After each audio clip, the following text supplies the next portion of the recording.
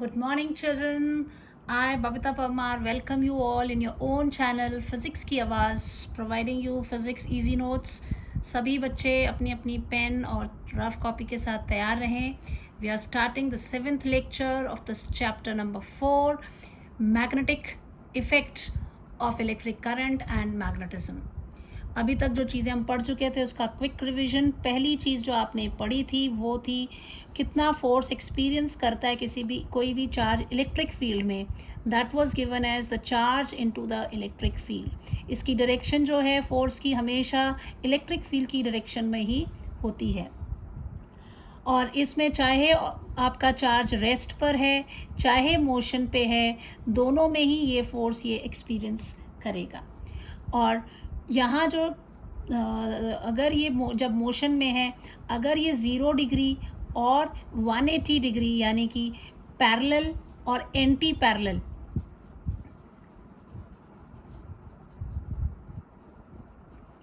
इस वाले केस में जो फोर्स इसका लगता है in the direction of field ही है. So it is going to accelerate in the direction of field ही लगेगा. और वो जो है एक्सेलरेशन उसका होगा. एक्सेलरेशन होगा इसका मतलब क्या है, द वेलोसिटी जो है वो इंक्रीज़ करेगी टाइम के साथ और स्ट्रेट लाइन पे वो मूव करता रहेगा. जब इसमें 90 डिग्री पर था तो यहाँ पर पैराबोला पाथ था, अडॉप्ट वो कर रहा था. सेकेंड चीज़ हमने पढ़ी मैग्नेटिक, ये this was for the electric field. Then we had for the magnetic field. Magnetic field में जो फोर्स वो एक्सपीरियंस करता है that is given as Q V cross B, यानी कि वेलोसिटी का होना ज़रूरी है. रेस्ट पे ये एग्जिस्ट, रेस्ट चार्ज के ऊपर ये एग्जिस्ट नहीं करता है, मोशन पे ये एग्जिस्ट करता है. और मोशन में भी क्या, वो it should not be 0 degree और 180 यानी पैरेलल या एंटी पैरेलल नहीं होना चाहिए, तब ये एग्जिस्ट नहीं करेगा. This is what we have. इस वाले में जब वो 0 डिग्री और 180 डिग्री चल रहा था तो जो फोर्स है that is 0. So continue charge जो है वो कंटिन्यू रहता है to move as it is moving. जिस डायरेक्शन में वो मूव कर रहा है वैसे वो मूव करता रहता है. तो this is also a straight line में वो चल रहा था, वो स्ट्रेट लाइन में चलता रहता है. अगर वो 90 डिग्री पर है देन एफ एम एग्जिस्ट करता है और this F M is equal to Q we B sine 90 degree. ये मैक्सिमम होता है, फोर्स इस पर एक्ट करता है क्यू वी बी. और कैसा पाथ होता है, सर्कुलर पाथ.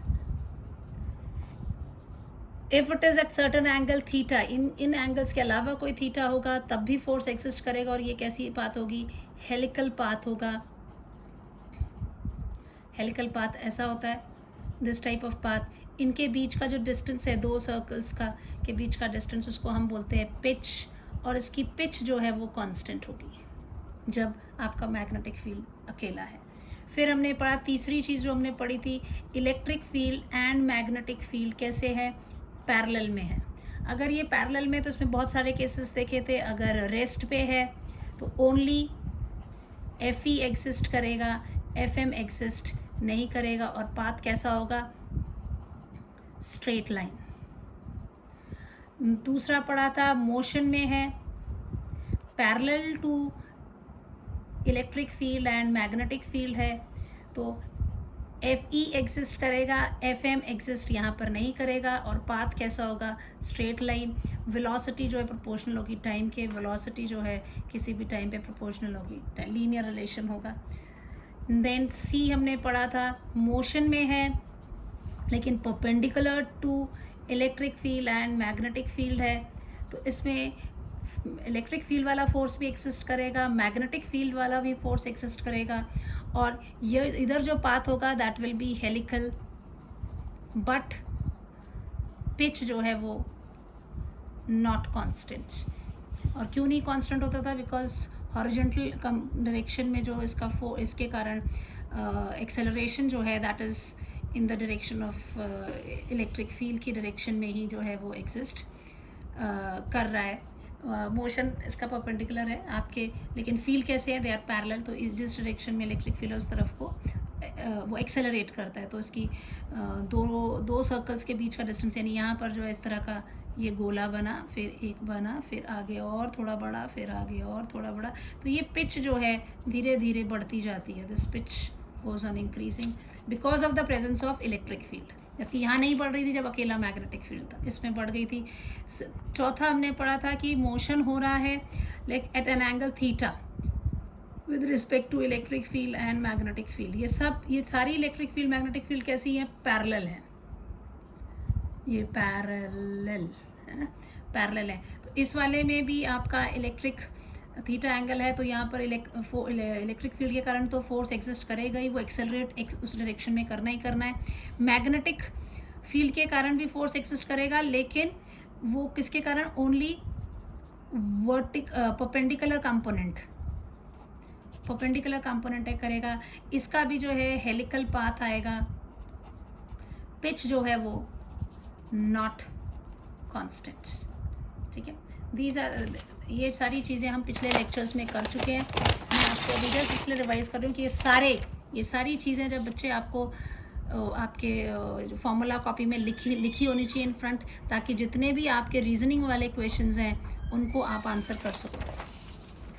अब इसके अलावा जो है इसमें एक पढ़ा दिस थर्ड, इसके बाद चौथी चीज़ जो आपने पढ़ी थी, that was when charge is in, charge जो है वो मूव कर रहा है आपका in crossed field. Cross field जो वर्ड यूज़ किया गया है, that is for when electric field is perpendicular to the magnetic field.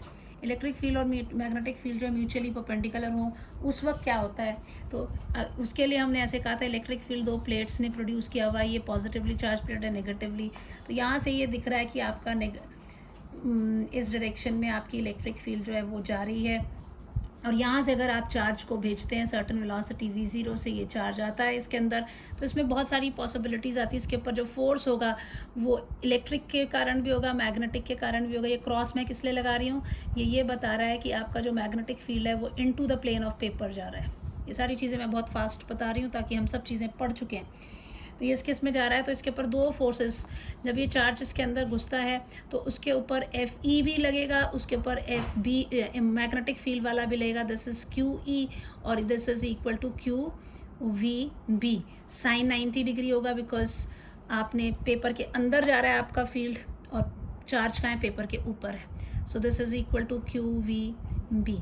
ये दोनों फोर्सेस इसके ऊपर लग रहे हैं। अब पॉसिबिलिटीज़ इसमें 3 बताई थी आपको कि अगर E is greater than FM, इस पर्टिकुलर डायग्राम के हिसाब से E इधर माइनस नेगेटिव डायरेक्शन में इस तरफ को आ रहा है, तो अगर ये डोमिनेटिंग होगा तो FE किधर को एक्ट कर रहा है, इलेक्ट्रिक फील्ड नीचे की तरफ को है, तो FE is also in downward direction. तो इस वाले केस में जो चार्ज है वो इस तरह से सीधा जाने की बजाय ऐसा पाथ पैराबोलिकली डाउनवर्ड आ जाएगा।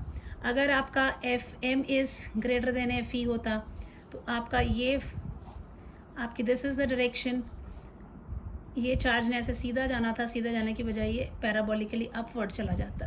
This is parabolic down, this is parabolic upward. लेकिन अगर FM is equal to FE होता है तब ये चार्ज पार्टिकल सीधा जाता है, ये इधर उधर नहीं होता है, स्ट्रेट लाइन में ये होता है। और ये वाला कॉन्सेप्ट किसके लिए यूज़ किया जाता है, FM is equal to FE, इसका मतलब क्या हो गया, QE is equal to QVB। यहाँ से Q कट गया, यानी वेलोसिटी, वो वेलोसिटी से जो मूव करेगा जो कि बराबर हो the ratio of the both electric field, तो वो स्ट्रेट लाइन में होगा। ये चीज़ आपका वेलोसिटी सिलेक्टर में इस्तेमाल की जाती है। ठीक है, ये बेसिक इतनी सारी चीज़ें हम पढ़ चुके हैं, डेरिवेशंस कर चुके हैं, लेकिन इसमें से रीजनिंग की बहुत सारी चीज़ें जो है मैंने आपको इस एक पेज पर जो एक्सप्लेन कर दी। ओके, आज हम पढ़ने वाले हैं साइक्लोट्रॉन। साइक्लोट्रॉन जो है वो क्या है, ये एक ऐसी डिवाइस है जिसका इस्तेमाल हम पॉजिटिवली चार्ज पार्टिकल्स को एक्सेलरेट करने के लिए करते हैं। पॉजिटिवली चार्ज पार्टिकल को क्या करना है, एक्सेलरेट करना है फॉर सम न्यूक्लियर डिसइंटीग्रेशन, कोई एक्सपेरिमेंट्स का कैरी आउट करने के लिए। जैसे मान लीजिए कोई एक रेडियो एक्टिव डिके आगे आप पढ़ोगे, इसमें अल्फ़ा बीटा गामा पार्टिकल्स जो है वो निकालते हैं, रेडियो एक्टिव एलिमेंट्स है। तो उसके लिए इसको एक बम्बार्ड करना पड़ता है एक फास्ट मूविंग पॉजिटिव चार्ज के साथ। आप कोई भी चार्ज को जाकर किसी न्यूक्लियस से जाकर हिट करना है किसी पॉजिटिव चार्ज ने, तो इतनी आसानी से तो जाएगा नहीं, उसको रिपल्सिव फोर्सेस को फेस करना पड़ेगा। तो ये बहुत ज़्यादा तेज़ वेलोसिटी से अगर भेजा जाए तो वो उसको हिट कर सकता है। या कोई सॉलिड है, उसकी कुछ प्रॉपर्टीज़ आप बदलना चाहते हो, तो उस सॉलिड के अंदर आप कोई आयन को भेज दीजिए। तो ऐसा तो है नहीं कि आयन उठाई और इस पर ड्रॉप कर दी कि इसकी कुछ प्रॉपर्टीज़ आप चेंज हो जाएंगे। उसके लिए भी बहुत तेज़ वेलोसिटी से अंदर भेजा जाता है ताकि वो रिपल्सिव फोर्सेस को या अट्रैक्टिव फोर्सेस को के इफेक्ट में ना आते हुए अंदर बैठ सके। सो ये इस तरह से ये जो आयन्स हैं इनको आपने अंदर डाला या कोई न्यूक्लियस को हिट करना है, वहाँ पे भेजना है कोई पॉजिटिव, तो उसके लिए हमें एक ऐसी डिवाइस चाहिए। तो हमें उस ऐसे पॉजिटिव चार्ज तो जाएगा नहीं, वो पॉजिटिव चार्ज तभी जाएगा अगर उसके पास बहुत ज़्यादा एनर्जी होगी। तो वो एनर्जी प्रोवाइड करने के लिए जो डिवाइस हम पढ़ने वाले हैं दैट इज़ साइक्लोट्रॉन। यानी साइक्लोट्रॉन क्या हो गई, एक ऐसी डिवाइस है जो कि पॉजिटिवली चार्ज पार्टिकल को एक्सेलरेट करती है ताकि वो बहुत सारी एनर्जी उसके अंदर हो और न्यूक्लियर रिएक्शंस या जहाँ पर भी इस्तेमाल होना है उसको किया जा सके। This is the basic definition जो कि मैं आपको पहले से ही उस पर मैंने कर दी है। कुछ चीज़ें मैं एक्सप्लेन करती जाऊँगी, लेकिन साथ के साथ मैं कुछ चीज़ें मैंने लिखी हैं ताकि मेरा टाइम जो है उसमें लिखने में वेस्ट ना हो। So it is a device to accelerate a positively charge particle like proton, neutron, alpha particle etcetera to acquire enough energy to carry out nuclear disintegration.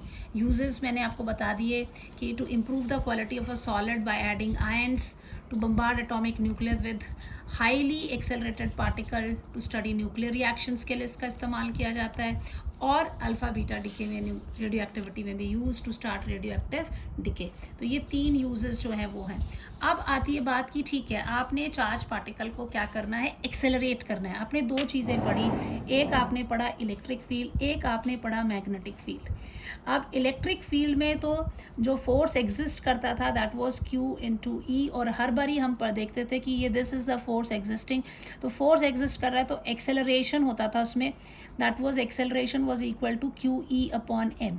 ये हमेशा एक्स डायरेक्शन में ही एग्जिस्ट करता था। अगर फील्ड आपका कहाँ पर है, एक्स डायरेक्शन, जिस डायरेक्शन में इलेक्ट्रिक फील्ड है उसी डायरेक्शन में फोर्स, उसी डायरेक्शन में एक्सेलरेशन होता था। ये हम पढ़ चुके हैं। अब अगर ये एक्सेलरेट कर रहा है इसका मतलब इलेक्ट्रिक फील्ड उसको एक्सेलरेट कर सकता है। तो जो भी हमारी डिवाइस होगी उसमें हम चार्ज को क्या करेंगे, एक इलेक्ट्रिक फील्ड में मूव करवाएंगे। If this is a charge, हम इस चार्ज को यहाँ पर मूव करवाएंगे। अब इलेक्ट्रिक फील्ड कैसे बनाते हैं हम लोग, एक प्लेट ले लेते हैं, 2 equal and oppositely charge plates ले लेते हैं। ये पॉजिटिवली चार्ज प्लेट होगी, ये नेगेटिवली चार्ज प्लेट होगी, इसके बीच में इलेक्ट्रिक फील्ड आ गया।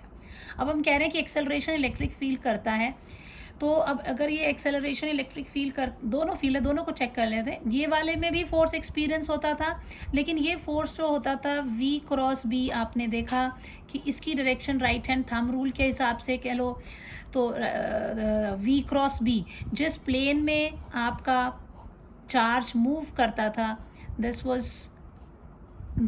Is the V vector, this is B vector, theta इसका एंगल था, तो फोर्स इसके परपेंडिकुलर जाता था। The force was perpendicular to the plane which is containing right hand thumb rule, this is QV×B। यानी कि ये जो फोर्स एक्ट करता है ये इसकी वेलोसिटी में कोई चेंज नहीं लाता, ये इसको एक्सेलरेट कर रहा है। जो चीज़ एक्सेलरेट कर रही है तो इसका मतलब वेलोसिटी उसकी इंक्रीज़ हो रही है विथ रिस्पेक्ट टू टाइम। आपको याद होगा हमने लिखा था Vx was equal to UX + AXT, which was Vx is equal to जो भी उसकी वेलोसिटी V0 थी प्लस कितना एक्सेलरेशन था Q/m × E × T। तो यहाँ से हम कहते थे कि जो वेलोसिटी है that is proportional, linear relation होता था टेम्परेचर का, यानी वेलोसिटी इंक्रीज होती है विद टाइम। इसका मतलब ज़्यादा देर तक अगर कोई चार्ज पार्टिकल इलेक्ट्रिक फील्ड के अंदर होगा तो डेफिनेटली वो वेलोसिटी उसकी बढ़ती जाएगी। तो इसका मतलब है कि हमें बहुत देर तक उसको वहाँ रखना है। तो उसको हम कैसे कर सकते हैं, हम वो कर ये तो करेगा ही नहीं, मैग्नेटिक, ये तो फेल हो गया, मैग्नेटिक फील्ड ये काम नहीं कर सकता है, ये एक्सेलरेशन नहीं करता है, लेकिन इलेक्ट्रिक फील्ड एक्सेलरेट करता है। अब इलेक्ट्रिक फील्ड एक्सेलरेट करता है तो इसका मतलब यहाँ से हमें मालूम है टाइम पर डिपेंड करा, तो हमारे दिमाग में आ जाता है कि बहुत देर तक चार्ज को कहाँ होना चाहिए, इलेक्ट्रिक फील्ड के अंदर होना चाहिए। तो इलेक्ट्रिक फील्ड के अंदर होने के लिए क्या करेंगे, ये दोनों प्लेट्स को हम बहुत दूर कर देते हैं, ये डिस्टेंस बढ़ा देते हैं ताकि काफ़ी देर तक ये चार्ज पार्टिकल जो है इसके अंदर चले। लेकिन अगर हम ऐसा करते हैं तो अगर यहाँ V पोटेंशियल है, D डिस्टेंस है D1, तो यहाँ जो इलेक्ट्रिक फील्ड है that will be equal to what, V upon D1। और यहाँ पर क्या हो गया, यहाँ पोटेंशियल वही V है, यहाँ तुम्हारा E2 आएगा V अपॉन D2, लेकिन D2 क्या हो गया, ज़्यादा हो गया। तो इसका मतलब कौन बड़ा है इसमें, D1 is less than D2, इसका मतलब E1 is less than D1 जो आपका छोटा है, तो ये this E1 is greater than, inverse relation है ना इसमें, तो E1 ये बड़ा है, ये छोटा, यानी अगर आप डिस्टेंस बढ़ा देते हो तो इलेक्ट्रिक फील्ड की स्ट्रेंथ कम हो जाती है। और अगर इलेक्ट्रिक फील्ड की स्ट्रेंथ कम हो जाती है तो क्या हो जाएगा, if you increase the distance electric field decrease हो जाता है, इलेक्ट्रिक फील्ड डिक्रीज हो जाता है तो वेलोसिटी जो है वो डिक्रीज हो जाती है और हमारा पर्पस ख़त्म हो जाता है। इसका मतलब हम इन प्लेटों को दूर दूर तक नहीं रख सकते क्योंकि इलेक्ट्रिक फील्ड की स्ट्रेंथ कम हो जाती है। एक तो ये ड्रॉबैक है, दूसरा ड्रॉबैक क्या है कि साइज़ जो है इंस्ट्रूमेंट की, जो साइज़ है, साइज़ ऑफ इंस्ट्रूमेंट बढ़ जाएगा। बहुत दूर तक अगर रखते हैं, ऐसे बड़ा इलेक्ट्रिक फील्ड प्लेटें रखते हैं तो साइज़ पड़ जाती है आपकी जो डिवाइस है उसकी। एक तो साइज़ ऑफ द इंस्ट्रूमेंट जो भी है डिवाइस है वो इंक्रीज़ हो जाती है, दूसरा अगर आप इस डिस्टेंस को बढ़ा देते हैं तो जो इलेक्ट्रिक फील्ड है वो कमज़ोर हो जाता है, तो वेलोसिटी जो है वो इंक्रीज़ नहीं होगी, हमारा पर्पस सॉल्व नहीं होता है। तो हमें ऐसा कुछ करना पड़ेगा कि इलेक्ट्रिक फील्ड ये दूर भी ना जाए प्लेटें, क्योंकि जितनी पास होंगी प्लेटें उतना स्ट्रॉन्ग इलेक्ट्रिक फील्ड होगा। इसका मतलब हमें कुछ ऐसा करना पड़ेगा कि बार बार चार्ज जो है इस इलेक्ट्रिक फील्ड के अंदर आता रहे। तो ये कौन करेगा, तो अब मैग्नेटिक फील्ड भी हम पढ़ चुके थे, हमें मालूम है कि मैग्नेटिक फील्ड में जब वो 90 डिग्री पे जाता है तो वो कैसा सर्कल में मूव करता है, यानी कि मैग्नेटिक फील्ड में ये एबिलिटी है कि मैग्नेटिक फील्ड उसकी डायरेक्शन चेंज कर सकता है। यानी दो बातें बड़ी क्लियर हो गई इस डिस्कशन में कि जो इलेक्ट्रिक फील्ड है वो क्या करता है, एक्सेलरेट करता है, और मैग्नेटिक फील्ड जो है वो क्या करेगा, डायरेक्शन बदल देगा due to circular motion. Circular motion से वो कब करेगा, जब when this magnetic field is perpendicular to charge के परपेंडिकुलर होगा। और ये इलेक्ट्रिक फील्ड जो है ये एक्सेलरेट करेगा चार्ज को when charge is parallel to electric field.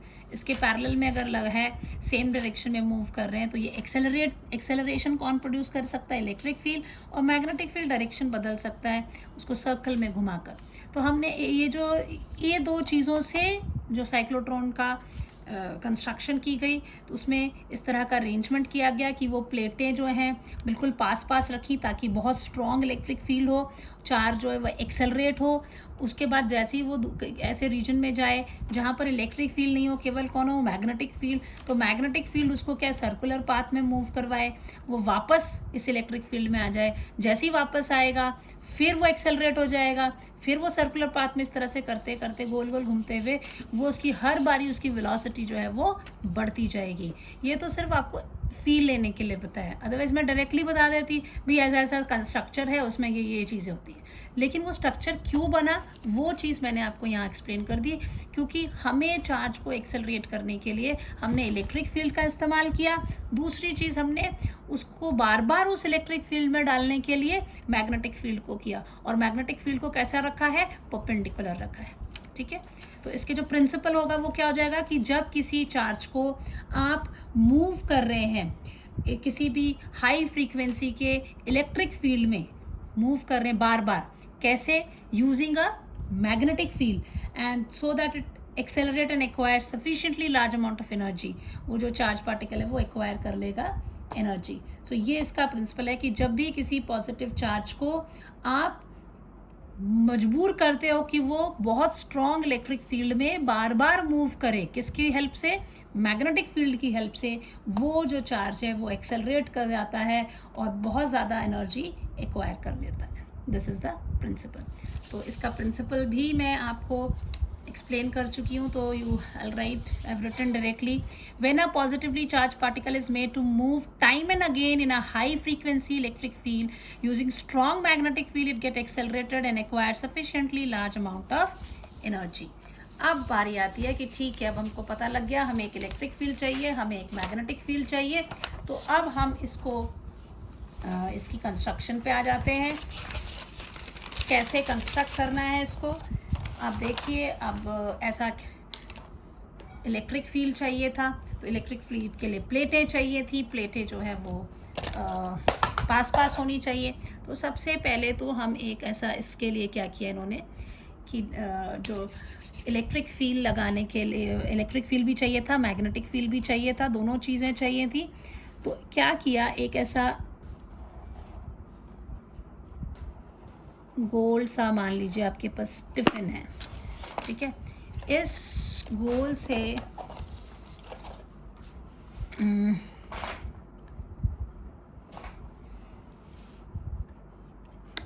ये है, मैंने बैंगल यूज़ किया, आप सिंपल राउंडर भी यूज़ कर सकते हैं। ये इस तरह का दो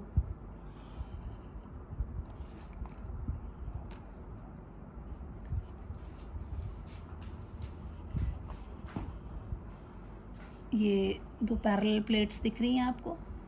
अब ये गोले के शेप में है, एक hollow D shape metallic chamber ले रहे हैं हम। जैसे गोल टिफ़िन ले लीजिए, या पिज़्ज़ा ले लिया आपने, अपने पिज़्ज़ा को बीच से काट दिया, ठीक है। तो ऐसा मोटा भी होता है पिज़्ज़ा, ऐसा कुछ शेप आपको दिखाई देगी सामने से, उसकी हाइट भी दिखाई देगी ना, कितना ऊंचा है वो, लाइक दिस, ठीक है। और इस डी, ये जो दो डीज हैं इनको सेपरेट कर दिया एक सर्टेन डिस्टेंस से। अब ये अंदर कैसा खोखला है, हॉलो, ठीक है। Two hollow D shape metallic chambers हैं, दीज आर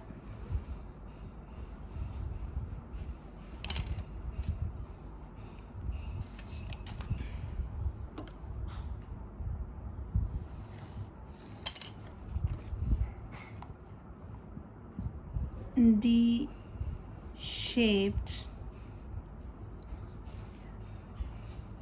metallic चैम्बर लगा दिया, ठीक है। इनको हम डीज बोलते हैं, दिस इज से D1, ये D2 है, इनको बोलते क्या है हम, डीज, ठीक है। स्मॉल गैप से है यहाँ पर, this is a source of positive charge,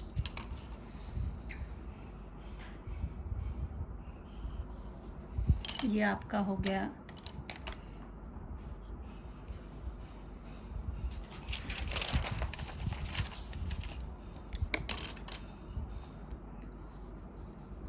source of positive charge, जो है आपने यहाँ लगा दिया।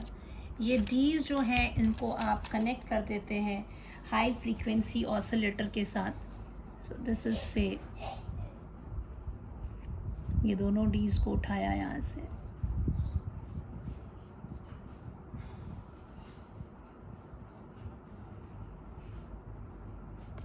कनेक्ट लाइक दिस, एकदम से रिकॉर्डिंग करते हुए बनाना बड़ा मुश्किल हो जाता है, क्योंकि मैं क्लिपबोर्ड को भी नहीं हिला सकती हूँ। ये हो गया, एंड यहाँ this is my high frequency oscillator,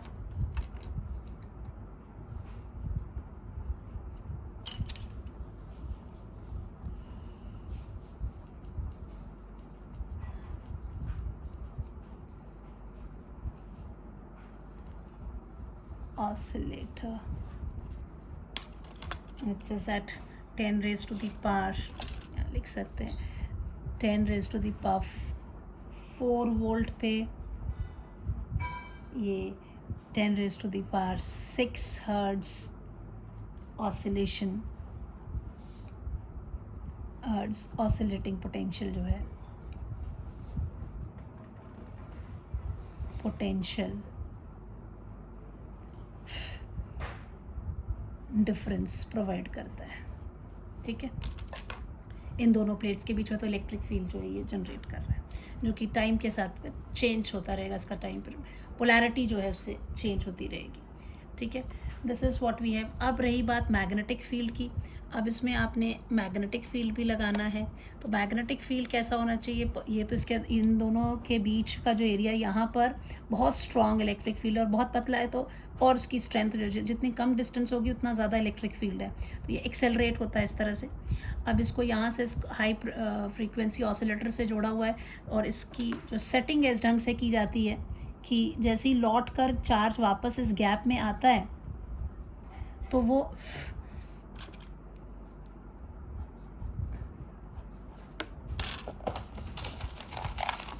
और ज़्यादा एक्सेलरेट होता रहता है। ठीक है,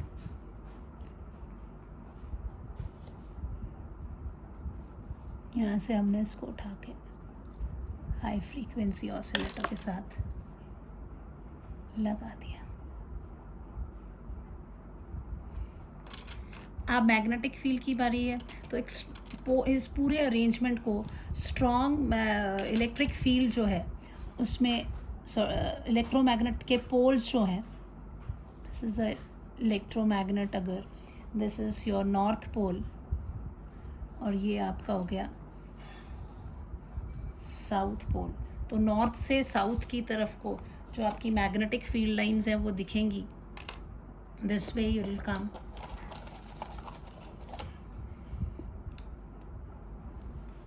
this is what you have. ऊपर से आ रही है, जो जितना पोर्शन दिख रहा है मैं वो ड्रॉ कर रही हूँ। ठीक है, जो अंदर घुस गया उसके बाद ये नहीं, तो नॉर्थ से साउथ पोल, जैसे इलेक्ट्रिक फील्ड लाइंस होती थी आपकी पॉजिटिव चार्ज से नेगेटिव की तरफ दिखाई देती थी, यहाँ पर नॉर्थ पोल से ये साउथ पोल की तरफ मैग्नेटिक फील्ड लाइंस जो है वो दिखती हैं। ये ऊपर से मान लीजिए इसके नीचे, तो ये कैसा है, this field lines are perpendicular to this surface, इस सरफेस के कैसे आ रही है ये परपेंडिकुलर, यहाँ तक ले लेते हैं, जहाँ ऊपर से दिख रही है वो बराबर इस पे दे लेते हैं,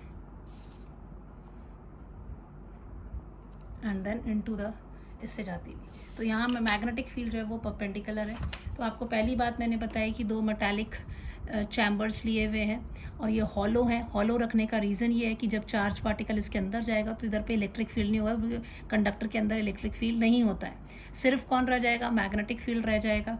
मैग्नेटिक फील्ड जो है वो कैसा है, परपेंडिकुलर है, तो इस चार्ज पार्टिकल को कैसा है, सर्कल में मूव करना शुरू करेगा। तो जैसे ही वो आधा सर्कल करके यहाँ वापस आएगा, अगेन ये दोनों डीज की पोलैरिटी जो है वो चेंज हो जाएगी। पहले कैसे जाएगा, जैसे मान लीजिए यहाँ चार्ज पॉजिटिव चार्ज लगाया, उस वक्त मान लीजिए D2 नेगेटिव है, D1 क्या है, पॉजिटिव, तो ये नेगेटिव है तो ये पॉजिटिव चार्ज इसकी तरफ एक्सेलरेट होगा। मेन चीज़ इलेक्ट्रिक फील्ड ने क्या किया, उसको एक्सेलरेट किया, ये वर्ड बहुत इंपॉर्टेंट है। वो एक्सेलरेट होके यहाँ आता है, यहाँ जब आता है तो ये हॉलो है, यहाँ पर इलेक्ट्रिक फील्ड नहीं होगा, केवल कौन होगा, मैग्नेटिक फील्ड, और मैग्नेटिक फील्ड भी कैसा, परपेंडिकुलर होगा। सो परपेंडिकुलर होने के कारण वो सेमी सर्कल बनाना शुरू करेगा। जैसे ही वो बाहर आधे में निकलेगा उतने में इनकी पोलैरिटी बदल जाएगी, D1 जो है वो नेगेटिव हो जाएगा, D2 जो है वो पॉजिटिव हो जाएगा, तो चार्ज इसकी तरफ एक्सेलरेट होगा, तो फिर उसकी वेलोसिटी बढ़ जाएगी। इस तरह से करते करते ये गोला बढ़ता जाएगा, इसकी वेलोसिटी इंक्रीज होती जाएगी और ये इसके पेरीफेरी पे पहुंच जाएगा, ये गोल गोल घूमता हुआ, जैसे यहाँ से पहले इसकी तरफ अट्रैक्ट हुआ, ऐसे गया, फिर इधर गया, फिर ऐसे बढ़ता ये इसका सर्कल बढ़ता जाएगा, इसकी वेलोसिटी बढ़ती जाएगी और ये ज़्यादा एनर्जी एक्वायर करता जाएगा। जब ये इसकी पेरीफेरी पे पहुंचेगा,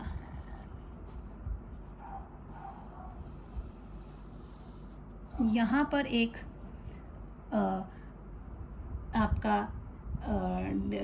डिफ्लेक्टर होता है, ये विंडो है, this is a window, deflecting plates होती हैं यहाँ, पेरीफेरी के पास।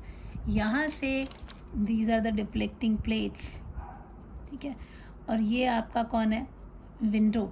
विंडो से ये निकल कर जो आपका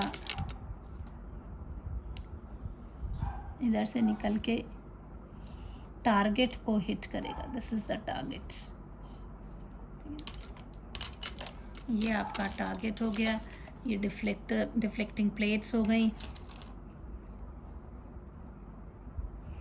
deflecting plates. This is window, this is the target. और ये पूरा अरेंजमेंट जो है, ये सारा का सारा जो अरेंजमेंट है,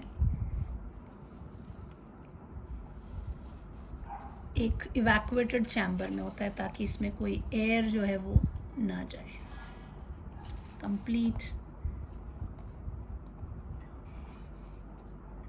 यहाँ से, ये तो इस तरह से पाइप सी होती है, इसके थ्रू वो निकल के इधर बाहर आ जाता है। यहाँ आपका एक्सपेरिमेंट होगा। This is the target,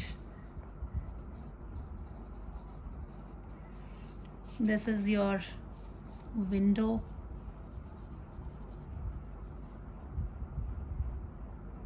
a window is there, this is your deflecting plates, ठीक है। see like this, ये चीज़ें तो ये आपको ध्यान रखनी है। सो 1 by 1 I'll tell you that construction। पहली बात जो मैं बता चुकी, it consists of 2 hollow D metallic chambers, D1 D2 called Ds. These Ds are separated by a small gap where the source of positively charged particle is placed, ठीक है। Then you have the third point, Ds are connected to high frequency oscillator। High frequency oscillator के साथ वो लगा हुआ है, ठीक है, जो कि uniform strong electric field produce करेगा। High frequency electric between the gap, these dees are placed between 2 poles of strong electromagnet such that magnetic field is perpendicular to the direction of motion of the charge and plane of Ds। ये Ds के भी उसके perpendicular में होंगे। Complete arrangement is kept inside a evacuated cover so as no air can enter। ये तो होगी जी इसकी कंस्ट्रक्शन। अब आती है बारी वर्किंग की। आपको पता लग गया हमने इसमें इलेक्ट्रिक फील्ड भी लगाया है, मैग्नेटिक फील्ड का भी इस्तेमाल है। इलेक्ट्रिक फील्ड बच्चे किसके लिए यूज़ किया हमने, इलेक्ट्रिक फील्ड किया उसको एक्सेलरेट करवाने के लिए। मैग्नेटिक फील्ड किया है इसका इस्तेमाल उसकी डायरेक्शन बदल के बार बार उसको उसी इलेक्ट्रिक फील्ड में ले जाने के लिए, ताकि वो और ज़्यादा से ज़्यादा एक्सेलरेट होता रहे। जितना एक्सेलरेट होगा उसकी वेलोसिटी उतनी ज़्यादा बढ़ती जाएगी, जितनी वेलोसिटी बढ़ती जाएगी उतनी उसकी एनर्जी बढ़ती जाएगी।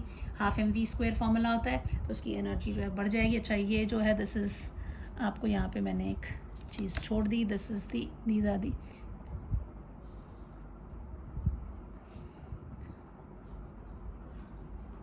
poles of strong, ये NNS है ना, strong magnetic field। कौन कौन, N and S, ठीक है।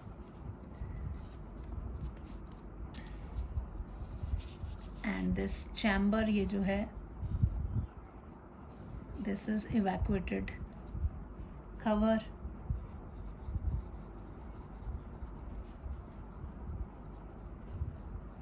तो डायरेक्टली बता देती है ऐसा डी है और ये बना है, ठीक है। यहाँ पे अब क्लियर हो गया बच्चों आपको कि क्यों ऐसा स्ट्रक्चर इसका बना है। ये आपको पता होना चाहिए कि ऐसी शेप्स क्यों ली हमने।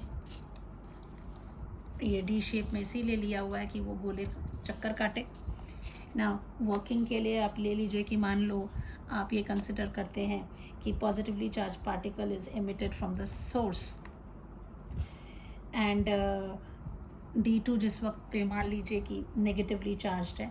सो first point, let when positive charge is emitted by the source, D2 is negatively charged and D1 is positively charged. Therefore क्या हो जाएगा? The charge is accelerated towards D2, है ना, पॉजिटिव और नेगेटिव की तरफ ही जाएगा. D2 कैसा है? नेगेटिवली चार्ज है. Therefore charge gets accelerated towards D2. अब ये वर्ड बहुत इम्पॉर्टेंट है, एक्सेलरेटेड. कहाँ गया pen?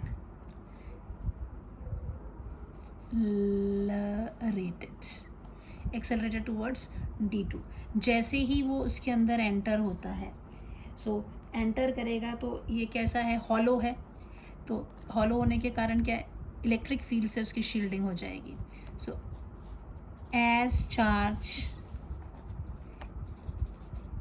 enters into D2 due to electrostatic shielding. पढ़ा है फर्स्ट चैप्टर में कि हॉलो जो कंडक्टर होता है उसके अंदर इलेक्ट्रिक फील्ड नहीं होता है. As charge enter D2 due to electrostatic shielding, no electric field is inside D2 and only magnetic field is present. Only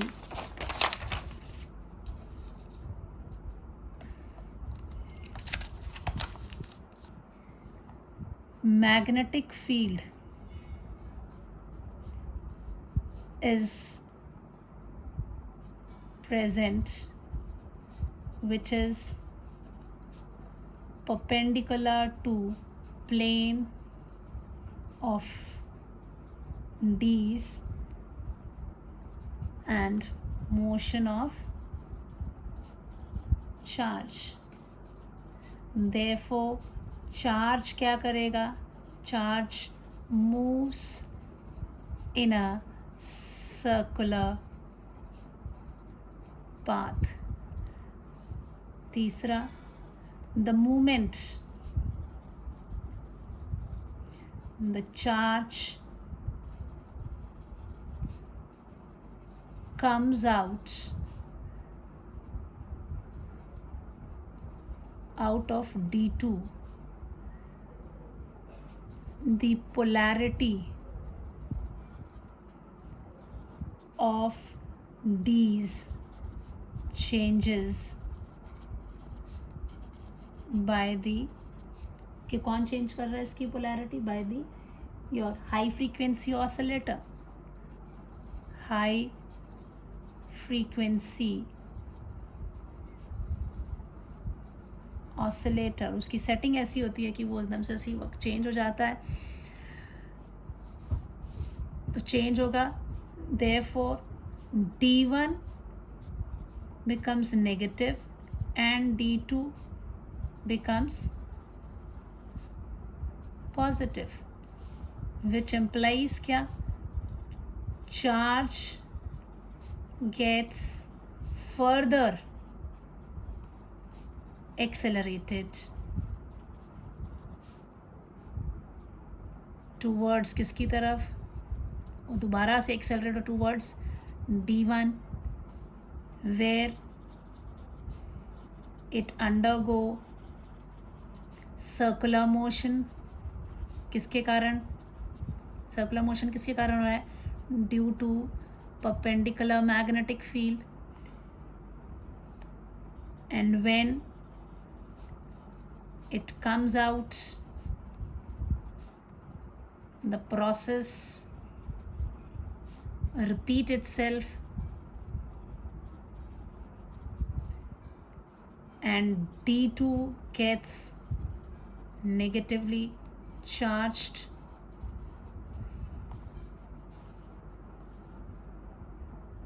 Fourth point, this process, ये जो आपका प्रोसेस है कंटिन्यू होता है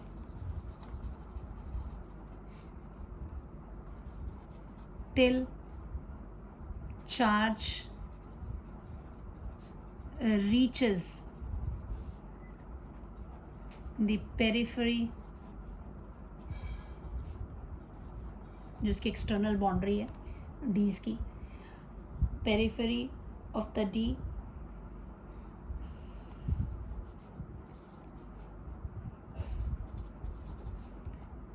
acquiring sufficiently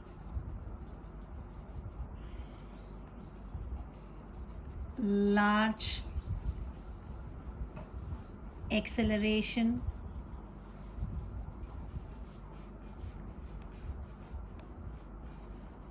and are deflected by deflecting plates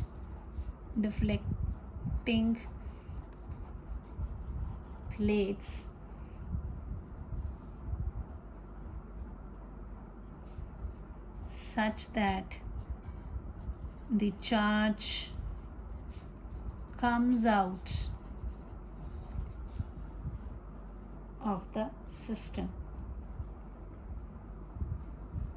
out of the system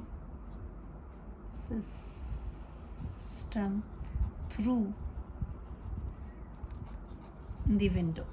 ये window से बाहर आ जाता है. This is what we have and hits the target.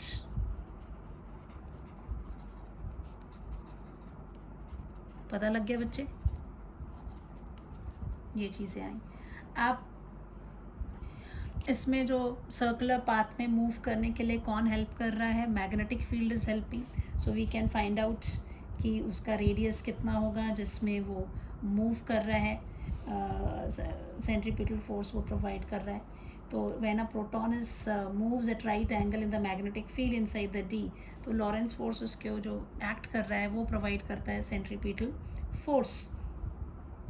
सो अगर हम मान लेते हैं कि चार्ज पार्टिकल जो है किसी सर्कुलर पाथ में मूव कर रहा है सर्टन रेडियस आर रेडियस के, so you can write the fifth point here.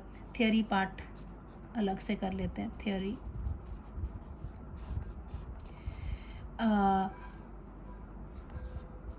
Due to Lorentz magnetic force, the charge is provided the centripetal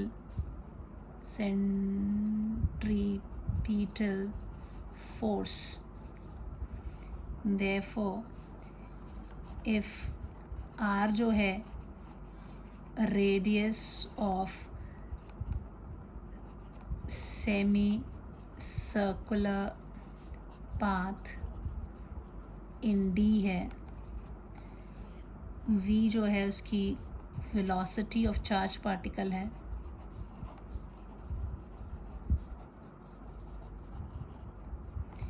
M जो है mass of charge particle होगा, then magnetic force जो होगा that will be equal to centripetal force. Centripetal force क्या होता है? M v square upon r. Magnetic force कितना हो जाएगा? क्यू वी भी लिखना बोले, v B sine 90 degree because perpendicular है. So this is q we b is equal to m v square upon r. यहाँ से एक वी कट जाएगा. आर को आप इस तरफ ले आइए, it will be m v upon q B. यही पढ़ा था हमने पहले भी सर्कुलर पाथ में. तो ये इस वजह पे भी जो रेडियस वो बना रहा है, दिस इज इस रेडियस का सर्कुलर पाथ जो चार्ज पार्टिकल है वो बना रहा है. आप देखते हैं इसमें कितना टाइम लगता है. Time taken by the particle to complete the semi circle. Time taken by charge to complete semi circle, semi circle को कंप्लीट करने के लिए कितना टाइम लग रहा है वो निकालते हैं.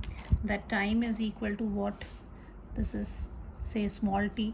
सो small t will be equal to distance upon जितनी स्पीड से वो जा रहा है. डिस्टेंस इसका कितना है, सेमी सर्कल है, सेमी सर्कल का डिस्टेंस कितना होता है पाई आर, अदरवाइज पूरा सर्कल होता है 2 पाई आर. स्पीड कितनी है उसकी, v है. सो रेडियस अभी हमने निकाला pi upon v into this is m v upon q B, पीछे निकाला ना हमने, यहाँ से v कट गया. So this time is equal to pi m upon q B. यानी ये जो टाइम ये लेता है सेमी सर्कल को करने का, this time t does not depends on radius and velocity, इसके ऊपर डिपेंड नहीं कर रहा है, सिर्फ चार्ज के मास पे डिपेंड करता है. तो सेम टाइम पे therefore charge comes out at same time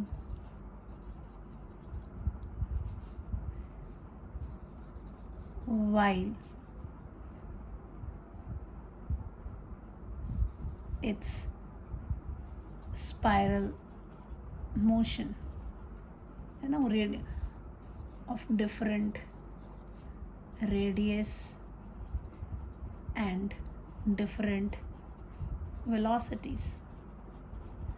अलग अलग वेलोसिटी से जो मूव कर रहे हैं उसकी जितनी छोटी होगी तो वो धीरे आ रहा है, जितना बड़ा होता जाएगा उसकी velocity, because if you see the radius जो है वेलोसिटी पे डिपेंड कर रहा है. तो जितनी कम रेडियस होगी उतनी कम वेलोसिटी होगी, जितना बड़ा रेडियस होगा उतना ज़्यादा वेलोसिटी होगी. तो जितना दूर जब तभी वो अंदर से होते होते होते होते गोल गोल घूम के बड़ा वेलोसिटी के साथ निकलता होगा. लेकिन जो टाइम वो लेता है वो सेम है, वो उसके ऊपर डिपेंड नहीं कर रहा है. Now this is the time.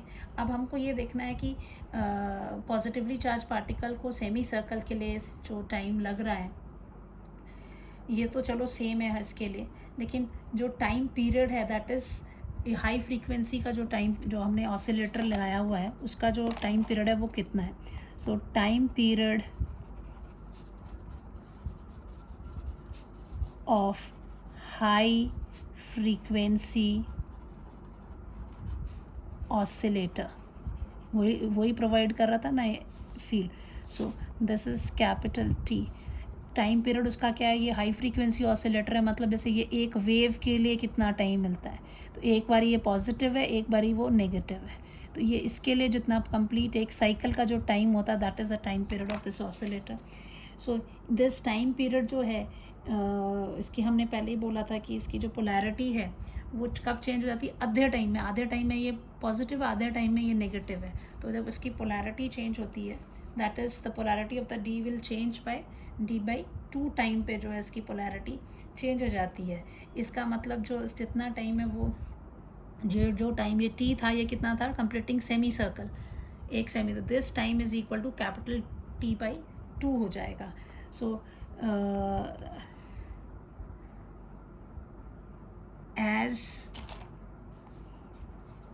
as the charge completes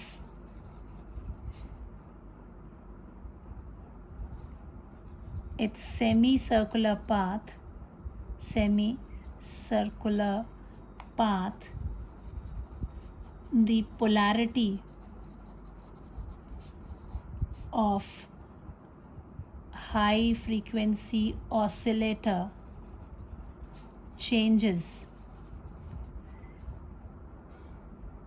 therefore क्या हो जाएगा, जो आपका T/2 है is equal to small t. जितनी देर में वो आधा चक्कर मारता है उतनी देर में इसकी पोलैरिटी जो है वो चेंज हो जाती है. और स्मॉल टी कितना है, so therefore T/2 is equal to क्या हो जाएगा, pi m upon q b. So this T will be equal to 2 pi m. अगर आपको याद होगा तो ये वही फॉर्मूला आ गया जो हमने पहले पढ़ा था टाइम पीरियड. जब हम पढ़ रहे थे कि charge particle in a circle moving perpendicular to the in magnetic field, तो यही 2πm/q आ गया था. This is what we have. Then you have a frequency अगर कैलकुलेट करनी, we know the cyclotron frequency.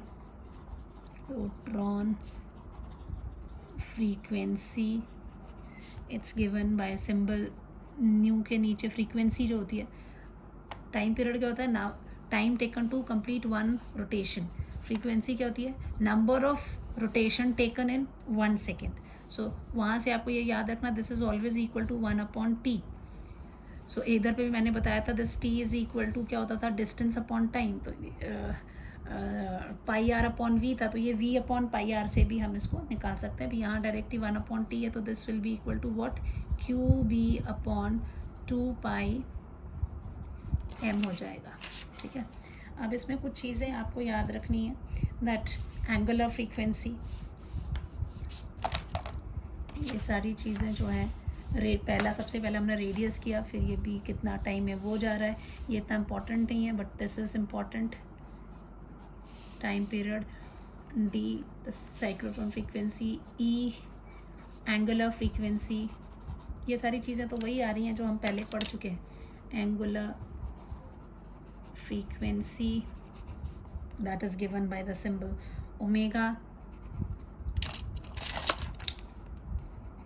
that is equals to 2π nu, which is equal to 2π से 2π cut जाएगा, qb/m, ये याद रखिएगा. then energy gained,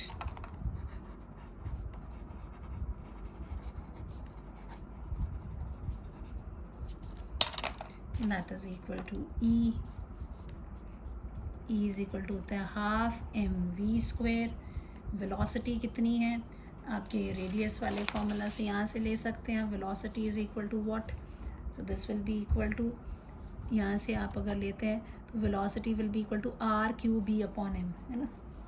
so this is equal to 12mv की जगह पर आप लिख सकते हैं r/m का whole square, because r is equal to mv/qb, ये आपको पता है. बस यहाँ से v की वैल्यू हमने यहाँ डाल दी. So this will be equal to what, m से m कट जाएगा, आपका m² है. सो 12m r², q² b²/m², एक m से एक m कट जाएगा. You are left with the energy equals to 12 r² q² b²/m. This, और ये अगर यहाँ आप देखिए, half your q² constant, b² constant, m is also constant, into r². ये सारी चीज़ें आपकी कांस्टेंट आ रही हैं. तो E जो है वो मैक्सिमम कब होगी, जब R जो है वो मैक्सिमम होगा. E is maximum when R is, direct relation है इसमें, इसीलिए वो बाहर पेरीफेरी पे आ जाता है. This, so positive charge require maximum energy when it is at the periphery. Therefore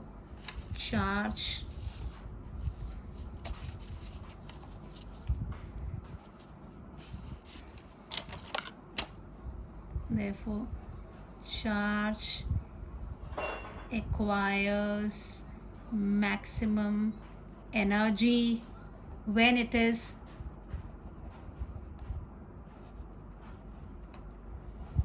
at the periphery. ये इसके पेरीफेरी पे होता है. पेरीफेरी किसके, ऑफ साइक्लोट्रॉन. ये हो गया एनर्जी. ठीक है. नाउ कुछ बातें और थी बताने को. पेज ख़त्म हो गया. न्यूमेरिकल्स भी हैं, वो can see in the next page. यहाँ ले लेती हूँ. न्यूमेरिकल्स बाद में देखते हैं. अब इसकी कुछ लिमिटेशंस हैं. Limitations of cyclotron.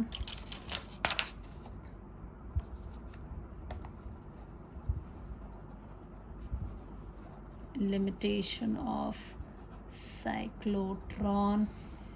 ये आपको पता होनी चाहिए। कई बार 2 मार्क्स में ये क्वेश्चन दे देते हैं कि इसमें भी क्या कुछ लिमिटेशंस हैं, क्या क्या हैं।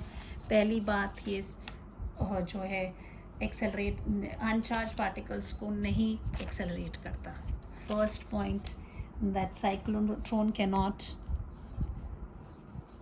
cyclotron cannot accelerate uncharged particles like neutrons को नहीं ये एक्सेलरेट कर सकता, ठीक है, क्योंकि अट्रैक्ट नहीं होंगे, वो न्यूट्रल है तो पॉजिटिव होगा तभी वो उसको नेगेटिव को भी नहीं करता है, कैनॉट एक्सेलरेट इलेक्ट्रॉन्स। तो ये रीजनिंग में आता है कि क्यों नहीं करता है। Do not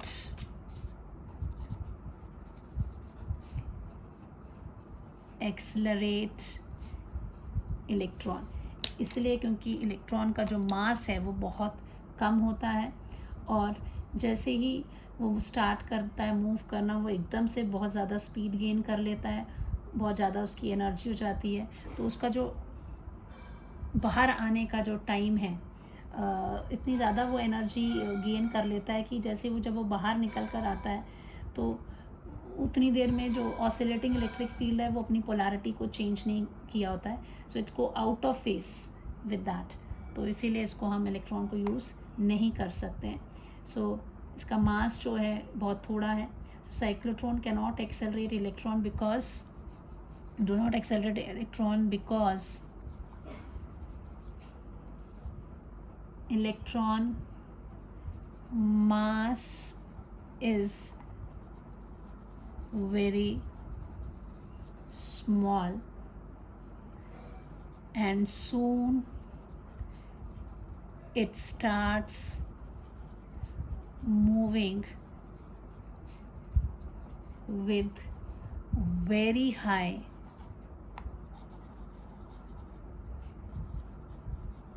speed.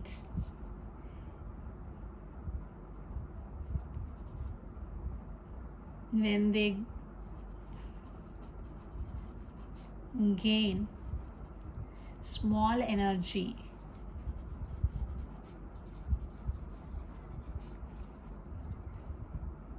in the cyclotron, थोड़ी सी एनर्जी साइक्लोट्रॉन, ठीक है, और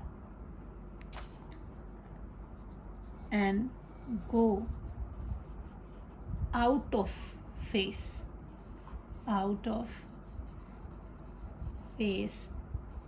with oscillating electric field। एकदम से वो उसके साथ टाइमिंग उसकी जो है वो बाहर निकलने का टाइम उसका और जिस टाइम पे उसकी फील्ड की पोलैरिटी चेंज होती है वो जल्दी ही आउट ऑफ फेस हो जाते हैं, तो वो उसको एक्सेलरेट नहीं करता है।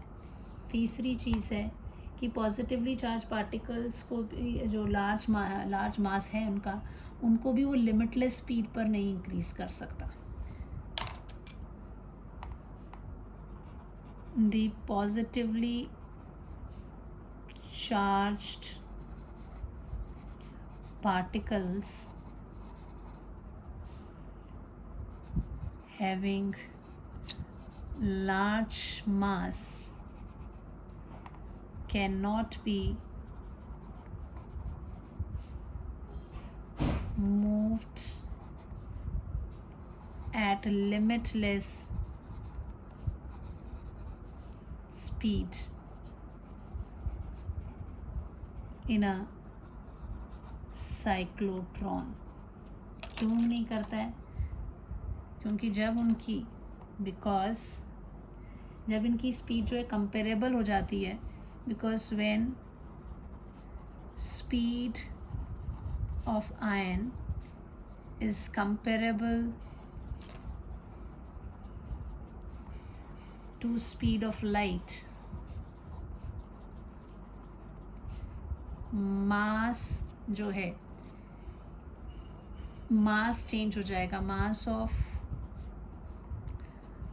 Particle changes by theory of relativity relation. कौन सा वाला? m is equal to m0 upon under root 1 minus v square by c square. So m जो है वो इंक्रीज हो जाएगा, the speed when speed of ion is comparable to speed of mass of the particle changes by the theory of relative relation this. So अगर ये इस case में जाएगा तो रेस्ट मास जो है वो क्या हो जाएगा? इंक्रीज हो जाएगा. सो मास इंक्रीज हो रहा है एंड टाइम पीरियड का जो फॉर्मूला है and t is equal to what? That is 2 pi m upon QB. ये फॉर्मूला हमारा होता है टाइम. जैसे अगर स्मॉल टी की बात कर रहे हैं, small t is pi m by q B, है ना. Pi m by q B हो जाएगा. So this time taken by the ion to describe the semi circle, this is time taken to travel semi circle. T is equal to this depends on mass. So अगर यहाँ पर mass change हो रहा तो this is going to change. So T, hence small t and capital T goes out of phase. Small t is time taken to travel semicircle, capital T is the time period of the high frequency oscillator की जो आपकी electric field की जो time period है, high frequency वाला जो electric field आप generate कर रहे हैं उसमें they goes out of face. So charge can't be accelerated any more. Clear हो गया? मतलब नेगेटिव को नहीं करता बिकॉज उसका मास इतना कम है कि थोड़ी सी देर में उसकी इतनी ज़्यादा स्पीड हो जाती है कि वो बाहर निकल के जल्दी से आ जाता है, जब तक कि ऑसिलेटिंग इलेक्ट्रिक फील्ड की पोलैरिटी चेंज होती है उसके साथ आउट ऑफ फेस हो जाएगा. पॉजिटिव चार्ज को भी एक लिमिट तक वो बढ़ा सकते हैं उसकी स्पीड को. लिमिट अगर वो स्पीड अगर उसकी कंपेरेबल जो स्पीड ऑफ लाइट पे तो उसका मास बदल जाएगा, और जो टाइम लगता है to travel the semicircle वो मास पर डिपेंड करता है. therefore small t and capital T goes out of phase, so the charge can't be accelerated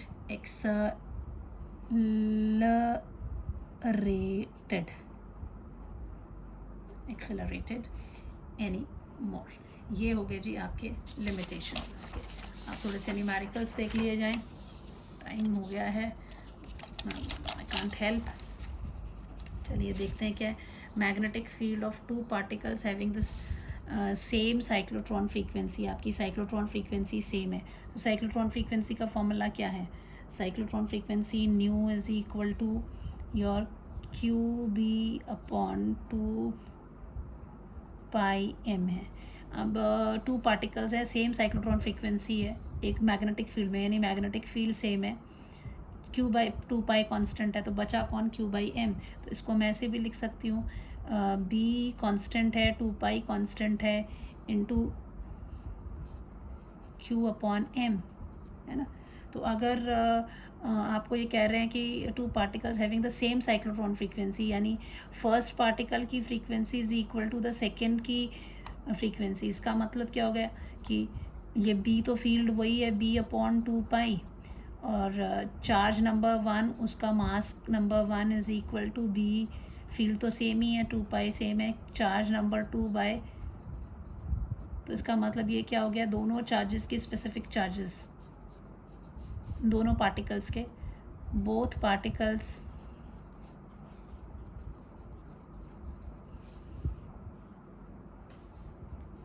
have same specific charge. This is 2 marks में उठा के दे देते हैं, ऐसा चीज़ है ही नहीं इसमें. Calculate the frequency in electric field must be applied between the dees in order to accelerate alpha particle. आपको फ्रीक्वेंसी निकालनी है और फ्रीक्वेंसी का formula calculate the frequency of electric field यानी न्यू आपसे पूछा हुआ है. क्या दिया हुआ है? Electric field must be applied between the plate to accelerate alpha particle in a magnetic field. B आपको दिया हुआ है 3.14 टेस्ला. मास ऑफ प्रोटॉन भी दिया हुआ है 1.6 इंटू 10. कई बार नहीं देते हैं, आपको याद होना चाहिए. -27 kg दिया हुआ है. और अल्फा पार्टिकल है, पार्टिकल जो चार्ज है, चार्ज ऑफ अल्फा पार्टिकल. तो ये आपको चार्ज ऑफ अल्फा पार्टिकल कितना होगा और मास ऑफ अल्फा पार्टिकल कितना होगा ये पहले ही आपको बताया हुआ. This is equal to 2e. और मास ये किसका है? प्रोटॉन का है. लेकिन किसकी बात कर रहे हैं हम लोग यहाँ पर? अल्फ़ा पार्टिकल की बात कर रहे हैं. तो mass of alpha particle will be equal to what? 4 times the mass of proton. ये आपको पता होना चाहिए. अगर ये नहीं पता होगा तो आप नहीं कर पाएंगे क्वेश्चन को आते हुए भी.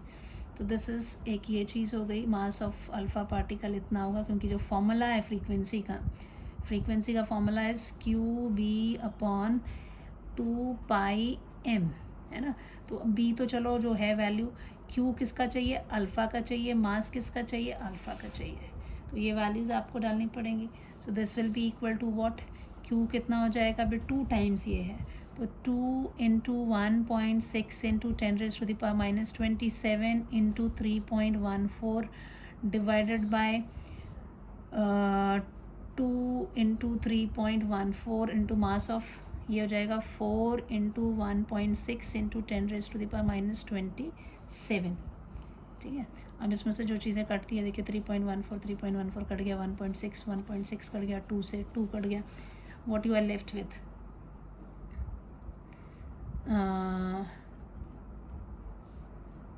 आपके पास बचा 1/4, है ना, इंटू ऊपर बचा 10⁻⁻27 और नीचे क्या बचा?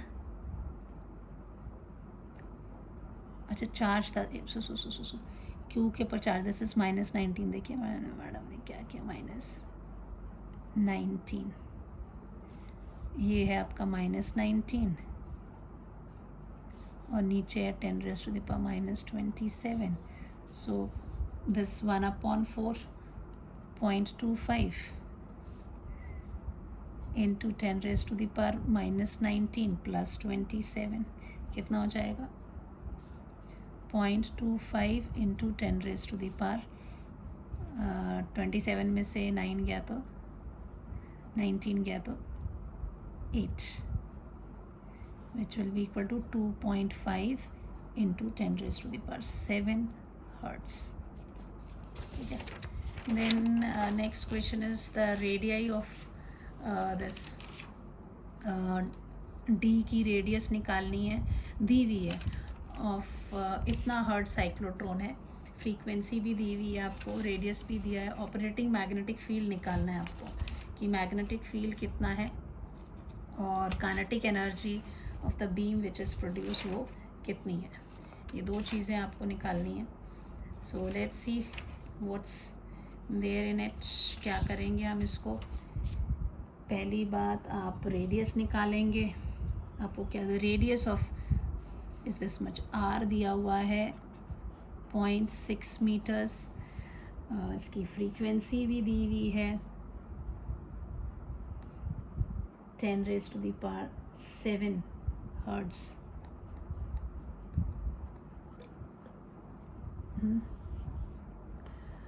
और find the operating magnetic proton beam. Proton beam है, प्रोटॉन है तो मास ऑफ प्रोटॉन चलेगा, चार्ज ऑफ प्रोटॉन चलेगा. तो मास ऑफ प्रोटॉन कितना होता है? मास of proton, charge of proton, मैंने कहा था ना याद होना चाहिए. मास of proton is 1.6 into 10⁻⁻27 kg. और इसका जो चार्ज होगा that is same 1.6 into 10⁻⁻19 coulomb. ठीक है, ये चीज़ें दी हुई हैं। और क्या दिया हुआ है, आपसे पूछा है बी निकालिए, आपसे पूछा है काइनेटिक एनर्जी भी निकालिए। सो बी की वैल्यू कैसे निकलेगी, फ्रीक्वेंसी का फॉर्मूला क्या था, ये देखो इतनी सारी फ्रीक्वेंसी पे ही बेस्ड आ रहे हैं। Frequency is equal to q B upon 2πm होता है। So b is equal to 2π upon 2πm upon q, ऐसे कर सकते हैं। This will be equal to what, 2 into 3.14 into 10⁻⁷ into mass कितना है 1.6 इंटू 10⁻⁻27 डिवाइडेड बाय 1.6 इंटू 10⁻⁻19। यहाँ से ये और ये कट गया, इसको सॉल्व कर दीजिए। 2 इंटू 3.14 कितना होता है, 2 4 ज़ा 8, 2 1 ज़ा 2, 2 3 ज़ा 6, 6.28 इंटू 10⁻⁷ माइनस 27 प्लस 19 कितना हो जाएगा 6.28 एंड ये कितना हो गया 19 20 26 है ना, 26 माइनस 27 6.28 इंटू 10⁻⁻1 और आई कैन राइट 0.628 टेस्ला। एक पार्ट हो गया। दूसरा क्या पूछा इन्होंने, they asked you the energy. Energy का फॉर्मूला हमने क्या पढ़ा था, that was energy was equal to Q square B square R square upon 2m, है ना, यही फॉर्मूला था। डाल दीजिए, सारी वैल्यूज़ तो आपको दी हुई हैं, will have to only substitute the formula. ये वैल्यूज़ आप अपने आप डाल लीजिए। आपका आंसर मैं बता देती हूँ कितना आना चाहिए। Answer should come out to be 7.419 mega electron volt. ये कर लेंगे। चलिए, with this part is over. अब अगले लेक्चर में हम पढ़ेंगे Biot Savart's law. Keep revising the things और बार बार पढ़िए। Till then, thank you, bye, have a nice day.